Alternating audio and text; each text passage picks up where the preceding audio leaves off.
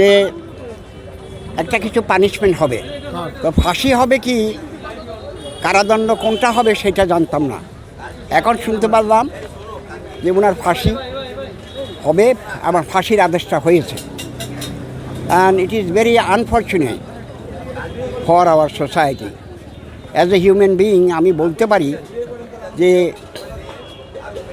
বিচারহীনতা যাকে বলে, বিচারহীনতা। কেন? বিচারহীনতা হলো একটা লোককে ফাঁসি দিতে গেলে কতগুলো নিয়ম কানুন আছে সেগুলো মানতে হবে, but that has not yet been followed by the জাজ অফ দ্য হাইকোর্ট ডিভিশন। কি কি নিয়ম আছে? হ্যাঁ, কি কি নিয়ম আছে? নিয়ম হলো হাজিরা থাকতে হবে। হাজিরা থাকতে হবে, কাকে? যে যার ফাঁসি হচ্ছে শেখ হাসিনা। শেখ হাসিনা তাকে।